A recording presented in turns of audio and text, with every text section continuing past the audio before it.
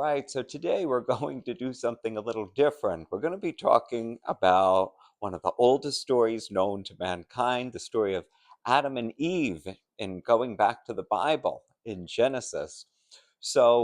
Interestingly enough, everybody knows that, Satan, when he tempted Eve, he came in the form of what we usually in our English translation of our Bibles call the serpent.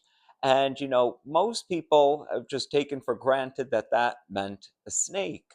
But we always have to remember that the Bible has been translated many, many times over. Even in English, it's been translated many, many times over. And the language of the Old Testament, if anyone knows, is Hebrew. So we always have to look at the Hebrew words that were initially transcribed. And the term that's given to the serpent, to the snake in Hebrew, in the original version was nachash, the Hebrew word. And the interesting thing about the Hebrew language is that it's a very simplistic language, but it's also an all encompassing language. And what I mean by that is that one word can bring to mind numerous ideas or concepts, and Nahash is one of those terms.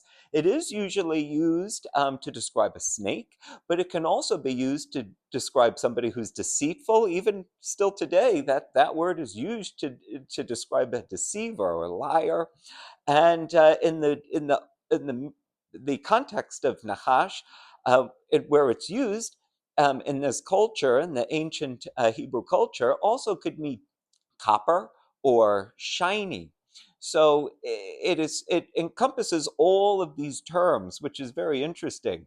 So as we read Genesis, everyone knows that God punished the snake for tempting Eve in Genesis 3:14, and he said, you will crawl on your belly and you will eat dust all the days of your life.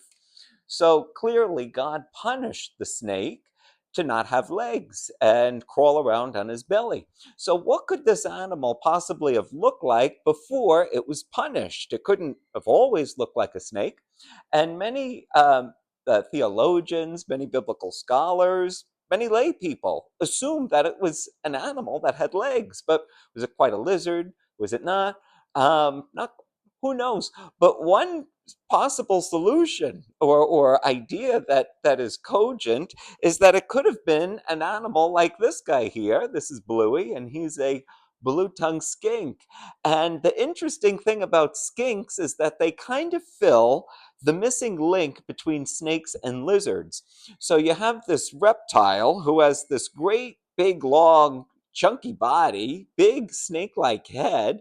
You'll notice he also flicks his tongue in and out like a snake would do. And they have these teeny little pathetic legs. So it's possible that maybe this is an animal that tempted Eve in the garden, all those years ago. It's very possible that it was an animal more like a skink. The fascinating thing about the Bible, if we let it, is that it intersects science if we allow it to.